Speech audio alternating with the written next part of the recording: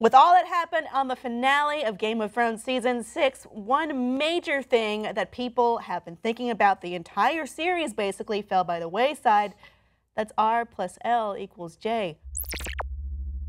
We know what it means. We know what it means, yeah. It's the most long-held theory in Game of Thrones history, which is Rhaegar Targaryen plus Lyanna Stark = Jon Snow, which was basically confirmed. I mean, albeit very subtly, but it made so much sense. Yeah, well, and that's why, even though it's perhaps the biggest single revelation in the history of the show, no one was surprised by it. I mean, plus there were 10 other more surprising things in that episode. There were so many crazier other things to look at that we missed possibly the biggest knowledge drop of the entire series. But he really found himself boxed in by the fact that it was a great thing to put into the books, and he had been building up towards it for, I mean, if you've been reading for more than a decade now, and he laid the groundwork early on, and to figure it out, you needed to compare books against each other, you needed to understand the characters and who they were, including Ned Stark. And so, look, it was a great thing to do, but it became so apparent and so well publicized that he either confirmed it, in which case, we're not really surprised, or he backed off, in which case I think everyone would know that he had just decided to do that after the fact. I mean, a very similar thing happened with Jon Snow coming back. It was something that everybody was like, no. It's a twist, but everybody knows that it's coming. And that's fine, because he has so many other twists that we don't see coming. So if you don't really know the backstory of how this works, I'd love to explain it, though I'm pretty sure you have an idea, which is this goes way back to Robert's Rebellion. Or even before that even, when Rhaegar Targaryen allegedly frisked away Lyanna Stark, and while he's married, by the way, to Elia Martell, weirdly they went to Dorne, which is where his wife is from, and where he'd be the most in trouble if someone saw him with another lady. And to that, Rickard and Brandon Stark, who are the father and older brother of Ned Stark, went to King's Landing to complain about this to King Aerys. And to which he said, basically, fuck off. Haha. And and also he killed them. He also burned them, That's the bigger thing than fuck off. Which is the ultimate fuck off, really. Yeah. Go to hell, literally. I'm going to help you.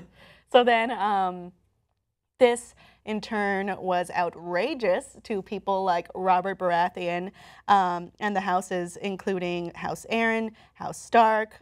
Tully was tied to House Stark. Robert Baratheon, of course, was in love with Lyanna Stark. He was betrothed to her, wasn't he? And then he loved her, and he always pined for her his whole life. Maybe ruined his marriage to Cersei. She was pretty awesome. Maybe some other things ruined his marriage to Cersei, too. Anyway, and then Lannister also sided with them, not because of, ties per se, but more of a realization that the rebels are going to win. And well, yeah, they had been previously supporting the Targaryens. That's why they were allowed into King's Landing and could backstab. They were the second blondest house. So they were allowed inside. And that's where we get the whole Kingslayer thing.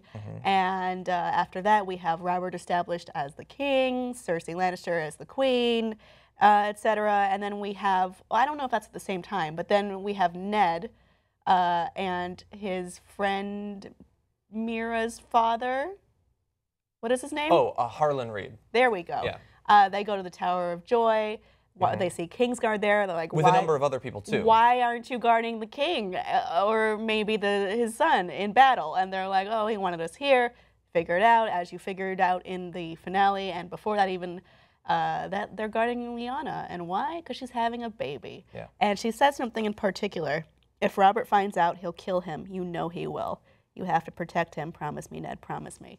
So that makes the man who's honorable to a fault, honorable to the point that he died for his honor, decide to lay that down for a second and pretend that this is his son, because Robert would only kill him. I mean, not necessarily if it's Lyanna's child, but if it has a legitimate claim to the throne. That's true. Which he does. It would be interesting if we could figure out, would he have actually killed the baby? Obviously, he hates Targaryens, but it's the last living part of Lyanna.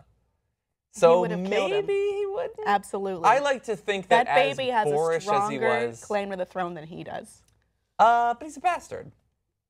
He's still a bastard. I don't know. I like to think that Robert Baratheon was at heart a good person. Not in the traditional, not in the sense of 2016 necessarily, but I think he was a good person, maybe a kid killer and for the most part, but I think there's some small chance that he would have let Jon live.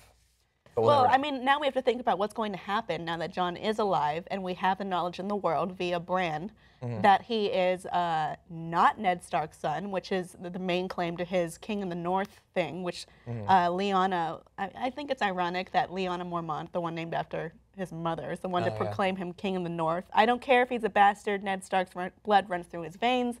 I mean, no, it doesn't. It does in the way it's that, similar blood. you know, the same parents. It's his sister, so it's close blood. It's the same blood, but it's not exactly that blood. Anyway, Lyanna Stark was never a Lady of Winterfell. No, but she's a Stark. I mean, they care about Sansa, even though she hadn't yet been Lady of Winterfell. Well, her father was Lord of Winterfell, That's so true. she has a claim to that. Yeah.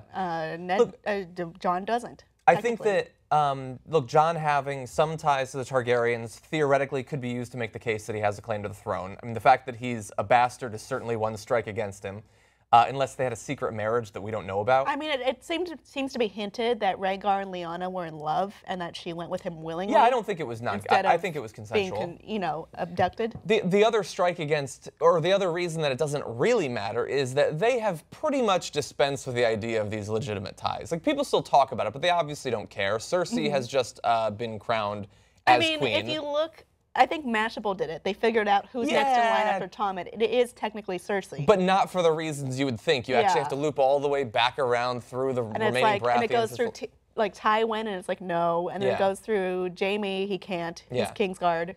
That's true, but I don't think that's why she's the queen. I think she's the queen because she has an army. And so I think that Jon might end up marrying Daenerys. I think that's still the most likely outcome. Everybody thinks, well, not everybody, but that's a big theory, is that he'll marry Daenerys and they'll unite the forces of Westeros to take on the White Walkers, right? Makes the most sense. Targaryens marry each other in closer relations than cousins. And they don't know each other. Cousins. She's his aunt. Aunt and nephew, so it's certainly possible. I also thought it might be possible that he'd marry Sansa. I know that that's also incestuous. No, that's also a theory, because they are cousins. And they are giving each other some longing looks. Winter is coming, and so I'm not No. But yeah, it was great to know that the theory was right. It doesn't really change too much right now for us, although it gives him a better chance of flying on a dragon. It's super confirmed now, and then you have to wonder what's going to happen next. Because will Jon remain king in the North? Will Sansa take it over? Will he be both? Where is this going? Will he bow down to Daenerys? Was the scene where Daenerys was talking with the Ironborn and she said, well, if other places try to go independent, we'll deal with it on a case-by-case basis. Was that laying the groundwork for an independent North? Because they're already, the established king. They didn't say Lord of the North. Yeah. So that could be that. But she also said, oh, I'm going to marry someone. I don't know who. Anyway, bye. Well, that's true. And she also is now dealing with the sisters that are in effective control of Dorne. And I have to imagine that they want at least as much independence as they have now. Everyone hates the Lannisters at this point, so she's got nothing but allies, except maybe the North. Well, she has allies, but she has allies who want something. And so I wonder if she does let the North and Dorne and the Ironborn go free, how much of a kingdom is she going to have? They're not really free, and also you have to wonder, what is she going to do? Because she said, I'm not going to turn the wheel, I'm going to break it. Yeah. So maybe she is setting things up to go that way eventually. Maybe. There's a lot to wonder on based on the clues we've been given. We'll see what her nephew thinks. Audience, what does her nephew think? And what do you think? Where's Game of Thrones Season 7 going? And ostensibly 8 if it's 2 shortened seasons. Jon does not like that idea, but that is what's on the table right now. Let us know below in the comments. And please like and subscribe for more.